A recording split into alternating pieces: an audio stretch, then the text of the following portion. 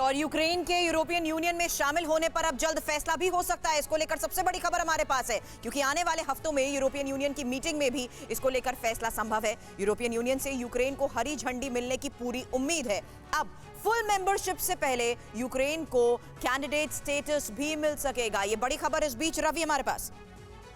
बिल्कुल, तो ईयू में शामिल होगा यूक्रेन, ये संकेत दिए जा रहे हैं, लेकिन कब तक होगा ये सवाल भी साथ में बना हुआ है। ईयू में फुल मेंबरशिप की लंबी प्रक्रिया होती है, ये एक दिन या एक महीने की प्रक्रिया नहीं होती, लंबे समय से इस पे बहस भी चल रही है। फुल मेंबरशिप से पहले किसी देश को कैंडिडेट स्टेटस हासिल करना होता है। यूक्रेन के कैंडिडेट स्टेटस पर आने वाले हफ्ते में फैसला होगा, आने वाले समय में निर्णय लिया जाएगा और इसके लिए यूक्रेन को ईयू के 27 देशों की मंजूरी की जरूरत होगी। जो सदस्य देश हैं उनमें 27 देशों की मंजूरी, उसमें सहमति चाहिए और जेलेंस्की ने जल्द से जल्द ईयू में शामिल करने की मांग भी की है। यह मांग लंबे समय से नाटो को अगर छोड़ भी दिया जाए तो ईयू को लेकर जेलेंस्की अभी भी स्टैंड पर कायम है और रूस से जंग शुरू होने के बाद यूक्रेन अपने भविष्य को लेकर काफी परेशान है, चिंतित है। यूरोपियन कमीशन के चीफ ने कहा हम यूक्रेन की मदद करना चाहते हैं, ईयू का एक अम्ब्रेला कम से कम यूक्रेन को मिले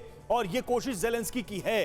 देखिए, नाटो को लेकर जब ये रूस की चेतावनी आई थी तो आपको याद होगा कि जेलेंस्की ने युद्ध के कुछ समय बाद कहा था कि हम नाटो की मेंबरशिप नहीं चाहते हैं, लेकिन ईयू को लेकर वो प्रयास लगातार चलते रहे, उनको भरोसा भी मिलता रहा, जो कि नाटो को लेकर कभी भी उन्हें फुल फ्लेज भरोसा नहीं दिया गया। सर, ये ईयू का अम्ब्रेला यूक्रेन में को कितना मदद करेगा रूस के खिलाफ या उसके ऊपर जो कुछ भी हुआ है एक्शन उसके खिलाफ? देखिए, जब भी ये युद्ध बंद होगा उसके बाद रिकंस्ट्रक्शन का प्रोसेस शुरू होगा और सबसे ज्यादा जरूरत होगी ट्रेड की, और खासकर जो 20 से 26 मिलियन ग्रेन जो अभी तक एक्सपोर्ट नहीं हुआ उसमें भी बहुत भारी मदद मिल सकती है। लेकिन मोस्ट इंपॉर्टेंट थिंग है कि जब ट्रेड बढ़ेगा तो इकोनॉमी बढ़ेगी और इकोनॉमी बढ़ेगी तो रिकंस्ट्रक्शन एक्टिविटीज बढ़ेंगी और साथ साथ में वहां पे एक सिक्योरिटी पार्टनरशिप भी है। अगर वो ईयू को ज्वाइन करता है तो कहीं ना कहीं उनके मेंबर स्टेट्स के साथ वो सिक्योरिटी पार्टनरशिप और ट्रेनिंग भी कर सकता है, एक्सरसाइजेस भी कर सकता है और धीरे धीरे फुल मेंबरशिप और नाटो को भी ज्वाइन कर सकता है उससे आगे। लेकिन यह अभी बहुत दूर की बात है, पहले तो उसको कैंडिडेट स्टेटस मिलेगा और उसके बाद काफी समय लगेगा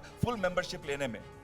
तो आपको ये लगता है कि ये एक इनिशियल स्टेप हो सकता है नाटो की तरफ? बिल्कुल, ये पहला स्टेप है ताकि अभी जो 27 नेशंस को इसको पॉजिटिवली देखना है तभी इनको एंटर किया जा सकता है। ये जैसे कि टर्की ने फिनलैंड और स्वीडन के लिए अपना अड़ंगी लगाई थी, उसी तरीके से हो सकता है कि कोई देश जो है वो इनको एंटर ना करने दे और उस वजह से पहले वो एक स्टेप अंदर लेना चाहता है फुल मेंबरशिप के लिए। लेकिन फुल मेंबरशिप के लिए अभी वक्त लगेगा।